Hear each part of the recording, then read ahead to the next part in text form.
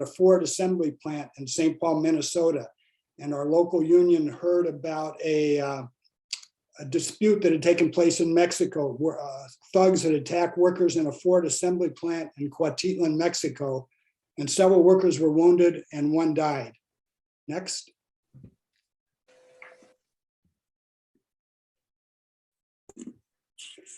Our local union, along with others in the US and other parts of the world, did support work for the dissident group involved in this, the Ford Workers Democratic Movement. Next. In 1996, I was attending a meeting of the Coalition for Justice in the Maquiladoras in Texas, and a staff person for the newly elected president of the AFL-CIO approached me and told me that they believed that the American Institute for Free Labor Development had been involved in this, and that he agreed that they were linked to the CIA. At that time, I wasn't able to learn anything more about what happened, but when I retired in 2016, I just decided to start looking into this and research it. And now it's been almost 6 years I've been working on this, and I do believe I know what happened. Next slide.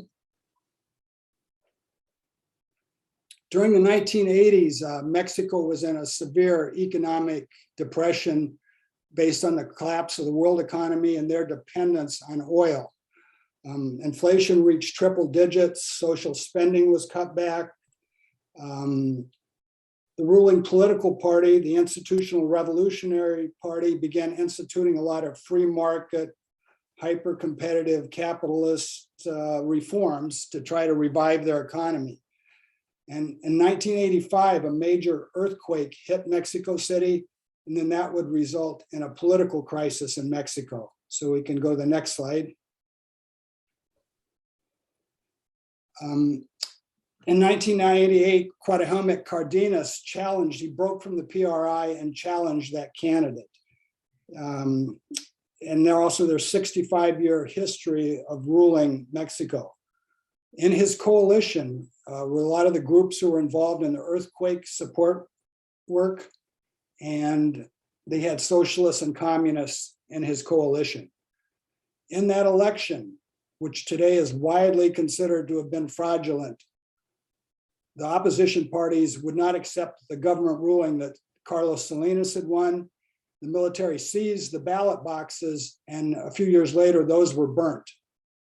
And this really set off alarm in the US, who had considered Mexico a very safe, stable place.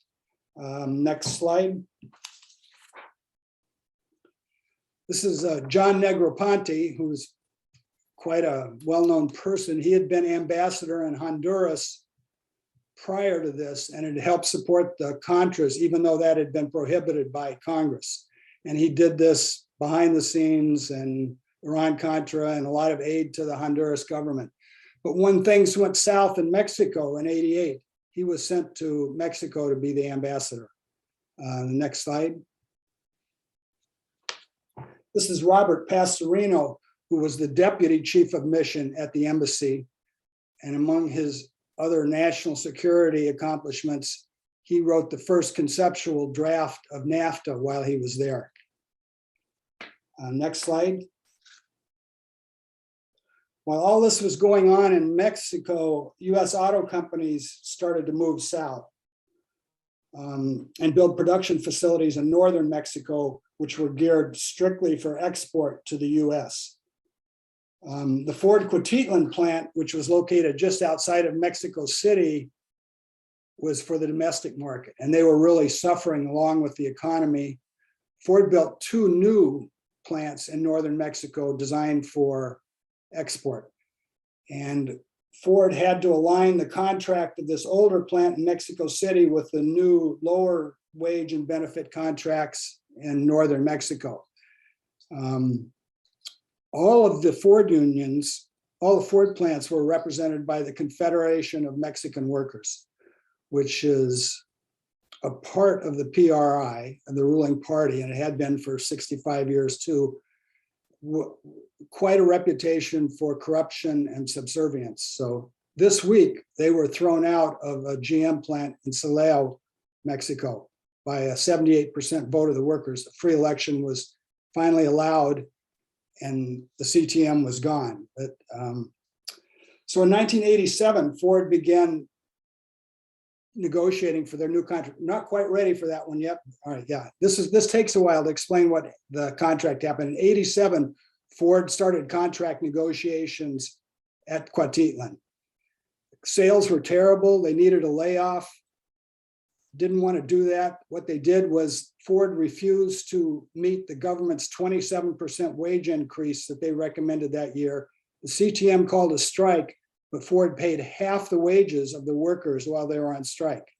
The problem for the workers was that after 3 months, an employer could terminate their labor agreement, which they did. And when the new labor agreement, they fired everybody, 3,500 people, 600 permanently, were never called back. And when it was all said and done and the new labor agreement finally ratified, it amounted to a 40% wage increase, 40% wage cut, a decrease of 40% for these Mexican workers. Okay, now we can go to the next symbol, the next slide. Yeah, there was opposition in the plant to the CTM throughout this whole period. And starting in the early 80s, they really gained a lot of strength in the local union, and they were one of several groups organizing, but by the late 80s, them and their supporters were in almost complete control of the local union.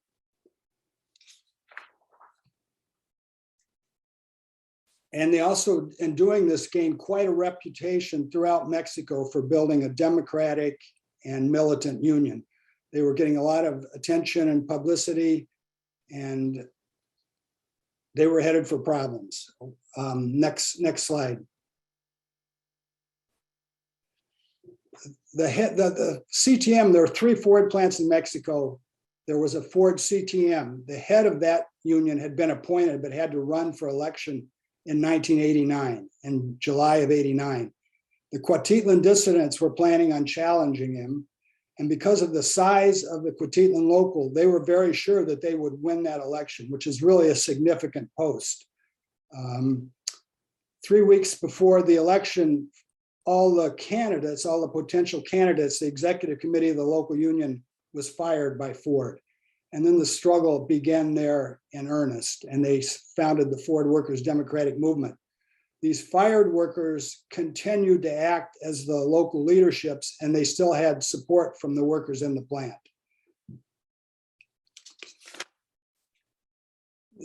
Later, they carried on a lot of struggle. They did a hunger strike. They did a lot of things to keep the struggle alive. But later in the year, there became a major pay problem. In the spring, with the election with Uriarte, Ford had made profit sharing payments, which they did do in all their plants. They didn't withhold taxes to increase the amount of that profit sharing to help Uriarte and make people think things were going well.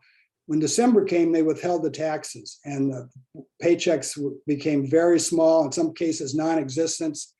The workers believed Uriarte, no one had communicated this to them, and they believed Uriarte had embezzled the money. They walked out and shut down the plant.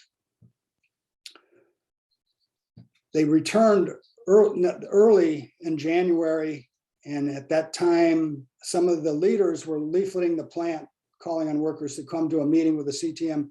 They were kidnapped by 30 gun-wielding thugs.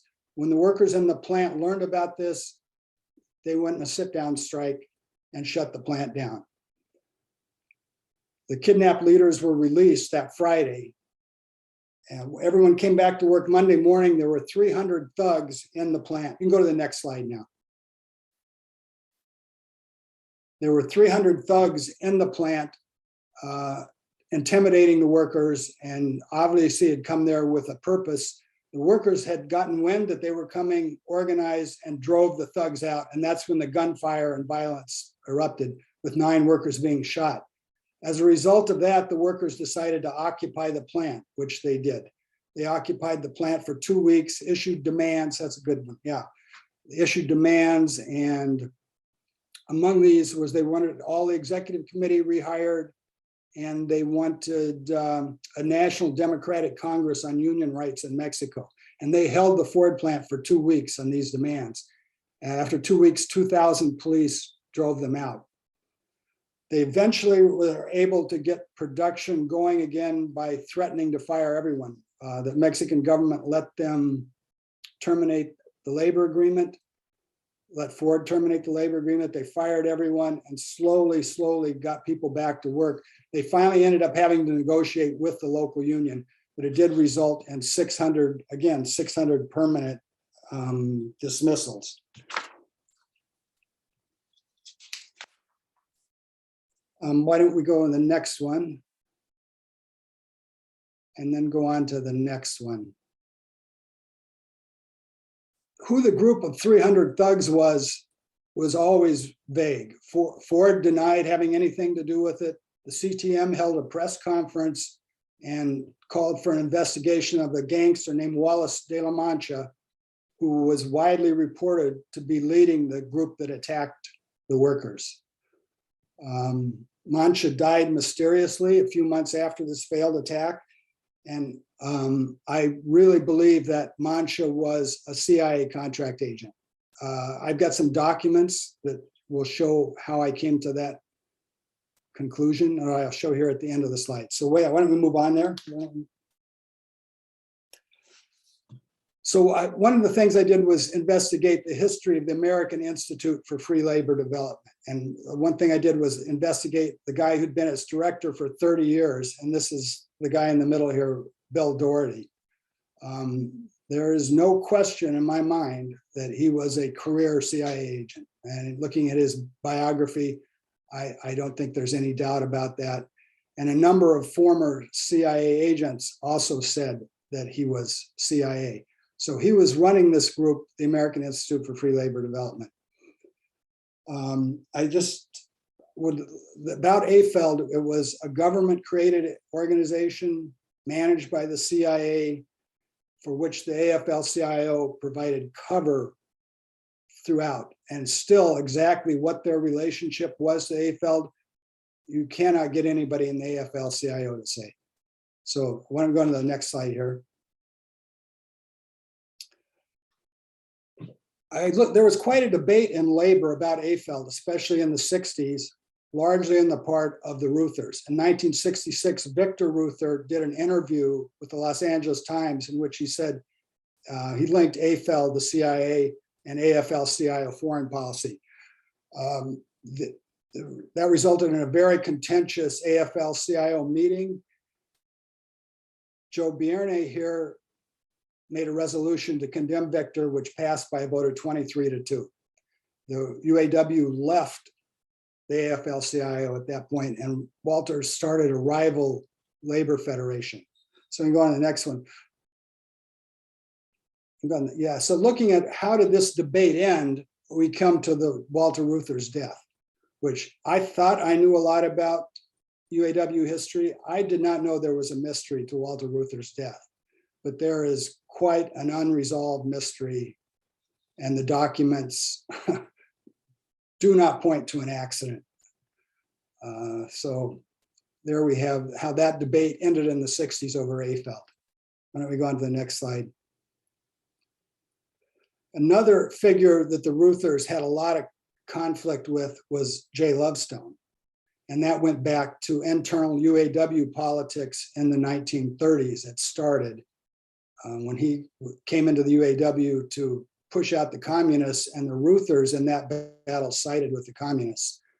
In that 1966 article, Victor Ruther called AFL-CIO foreign policy a vest pocket operation of Jay Lovestone.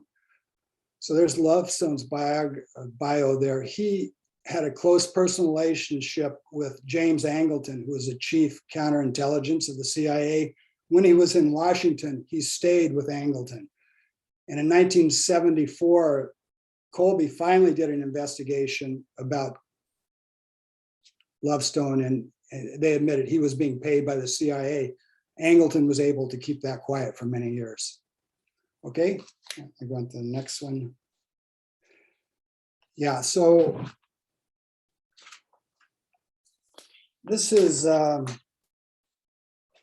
again, during the Cold War, AFL foreign policy was really run directly by CIA agents. We had 2 international affairs directors, and all of these institutes, the American Institute for Free Labor Development, the African American Labor Center, the Asian American Free Labor Institute, were all managed by CIA agents. And that, I think what we look at in the book is what happened here at Coquitlam, how did that negatively affect labor, and what was the role of the CIA in this? So I'll go on to these documents here now, in case people are interested in some of the proof I have of this. So why don't we move on to the first one? I'm going to read. I don't know if people can read these or not, whether they're too small. Why don't we go back to the first one? I'll describe what it is. The first document is from the Reuther Library at Wayne State. Both the UAW and the AFL-CIO's International Affairs Department archive files for these years are closed. This memo concerns a chartered jet flight from Washington, D.C. to San Diego. It's found in the Bieber node there. It was issued less than 3 weeks after the fraudulent Mexican presidential election of 1988 and was narrowly certified by the Mexican Congress that same month. One of the passengers on this flight is Hector Uriarte, who had been appointed as the general secretary. If you see his name there, he's in the group of 3 to 4 Mexicans. Also on this flight, you see Steve Beckman, Mark Anderson were both International Affairs Department staff people at the time, and they both gave me phone interviews about what was going on here. They had no meeting with these Mexicans in Washington at this time. They also don't believe that either Donahue, who was the secretary treasurer of the AFL-CIO, or Owen Bieber, who was president of the UAW, could have met with these Mexicans without them there. So that leaves Bill Doherty there. William Doherty, number 4, meeting with these Mexicans in Washington 3 weeks after the election, and this months before this purge began of the dissidents at Coquitlam. When we move on to the next one.